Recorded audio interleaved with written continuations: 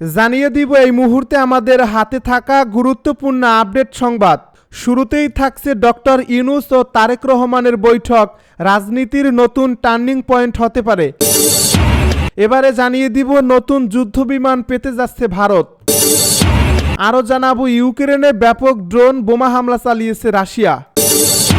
এবারে জানিয়ে দিব হুতি নিয়ন্ত্রিত হোদেইদা বন্দরে ইসরায়েলের ব্যাপক ক্ষেপণাস্ত্র হামলা। সর্বশেষ জানিয়ে দিব আমেরিকায় লাইভ চলাকালে অস্ট্রেলিয়ার নারী সাংবাদিকের পায়ে পুলিশের গুলি। এতক্ষণ শুনছিলেন আপডেট সংবাদের শিরোনাম, এবারে বিস্তারিত।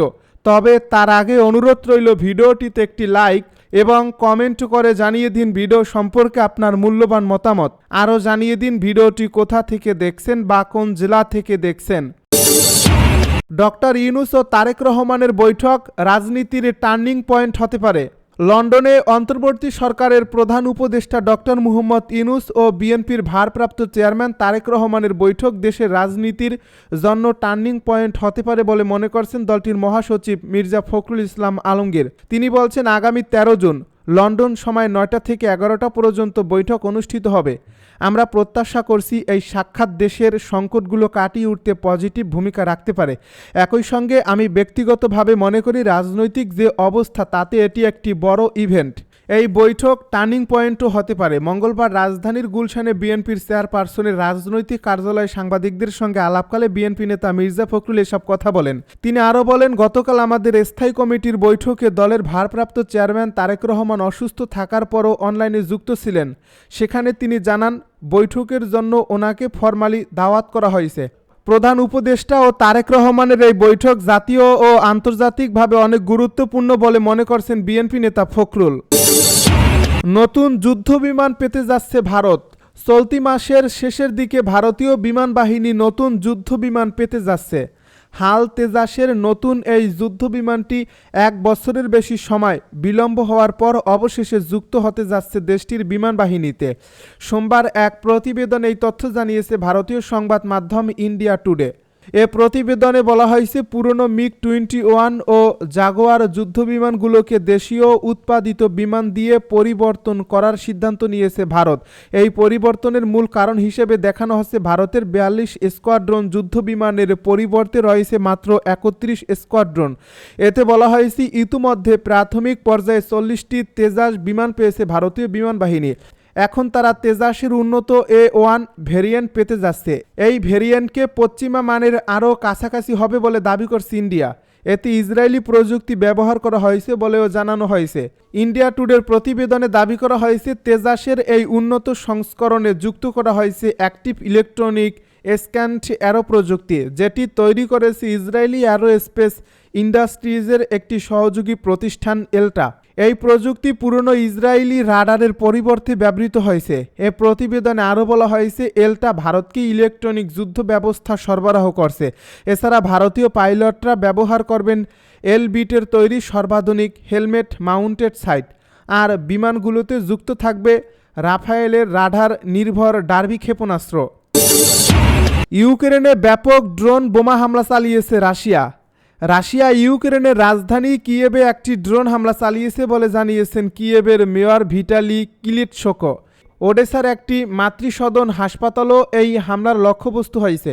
ওডেসার গভর্নর ওলেহ কিপার টেলিগ্রামে জানিয়েছেন, ড্রোন হামলায় ওডেসার চিকিৎসা কেন্দ্র ও আবাসিক ভবনগুলো ক্ষতিগ্রস্ত হয়েছে। এতে 59 বছর বয়সী এক ব্যক্তি নিহত হয়েছেন এবং অন্তত 4 জন আহত হয়েছেন। কিয়েভে হামলার কয়েক ঘন্টা পর মঙ্গলবার রাতের কিছু সময় পর থেকেই জরুরি সেবা বিভাগের কর্মীরা রাজধানীর 4টি জেলায় ছুটে যান বলে জানান মেয়র ক্লিটসকো। এই সর্বশেষ হামলাগুলো সোমবার রাশিয়ার ইউক্রেনের উপর চালানো সবচেয়ে বড় ড্রোন হামলার পরের দিনই হলো। মস্কো দাবি করছে, এই হামলা ছিল ইউক্রেনের অভ্যন্তরে সম্প্রতি চালানো আক্রমণের প্রতিশোধ। 1 জুন অপারেশন স্পাইডার্স ওয়েব নামের একটি গোপন ইউক্রেনীয় ড্রোন হামলায় রাশিয়ার অভ্যন্তরে গভীরে থাকা বিমান ঘাঁটিগুলোতে আঘাত হানার পর সাবেক মার্কিন প্রেসিডেন্ট ডোনাল্ড ট্রাম্প রুশ প্রেসিডেন্ট ভ্লাদিমির পুতিনকে ফোন করেন।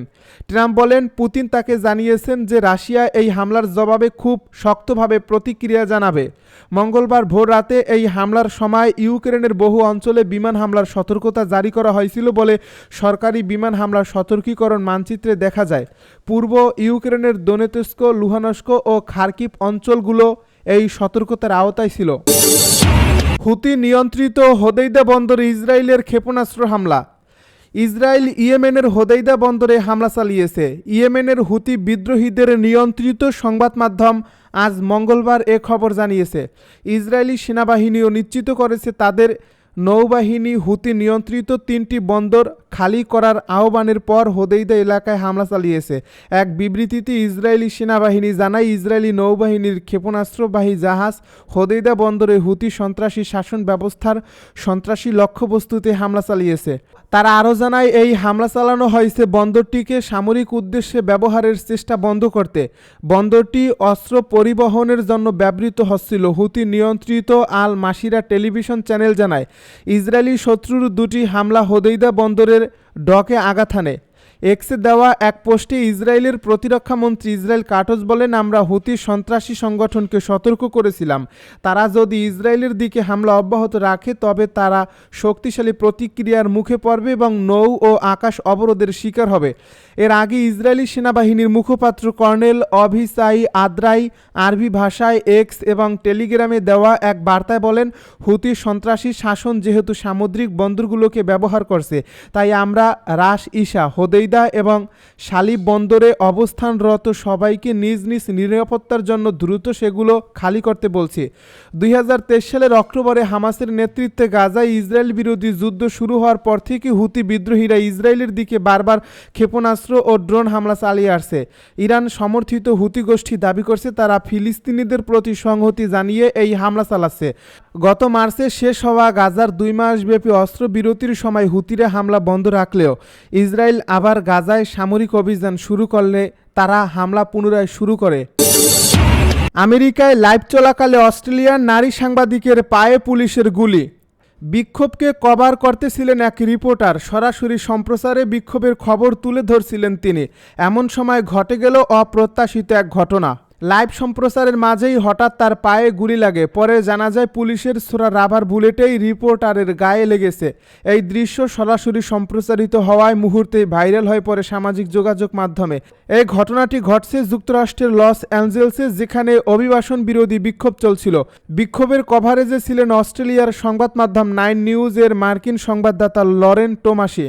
স্থানীয় সময় রোববার তিনি ঘটনাস্থল থেকে সরাসরি প্রতিবেদন করছিলেন। সেই সময়ই তার পায়ে রাবার বুলেট লাগে, খবর এনডিটিভির। এ ভিডিওতে দেখা যায় উত্তপ্ত পরিস্থিতি বর্ণনা করতে গিয়ে টোমাসি বলেন, ঘন্টার পর ঘন্টা ধরে চলা মুখোমুখি অবস্থানের পর পরিস্থিতি এখন দ্রুত অবনতি হচ্ছে। লস অ্যাঞ্জেলস পুলিশ ডিপার্টমেন্ট ঘোড়ায় চড়ে এসেছে, রাবার বুলেট ছুড়ছে বিক্ষোভকারীদের দিকে, তাদের সরিয়ে দিচ্ছে লস অ্যাঞ্জেলস শহরের কেন্দ্র থেকে। ঠিক এই মুহূর্তেই তার পায়ে গুলি লাগে। ঘটনার পর এক প্রত্যক্ষদর্শী পুলিশ কর্মকর্তাকে চিৎকার করে বলেন, তুমি রিপোর্টারকে গুলি করেছো। এরপর টোমাসির শারীরিক অবস্থার খোঁজ নিলে তিনি উত্তর দেন, আমি ঠিক আছি। ঘটনার পরবর্তীতে 9 নিউজ এক বিবৃতিতে জানায়, লরেন টোমাসি ও তার ক্যামেরা ও অপারেটর নিরাপদে আছেন এবং তারা তাদের গুরুত্বপূর্ণ দায়িত্ব পালনে অবিচল থাকবেন। এই বিবৃতিতে আরও বলা হয়, এই ঘটনা সাংবাদিকতার ঝুঁকিপূর্ণ বাস্তবতাকে সামনে নিয়ে আসে এবং সত্য তথ্য তুলে ধরার তাদের ভূমিকা যে কতটা গুরুত্বপূর্ণ তা স্মরণ করিয়ে দেয়।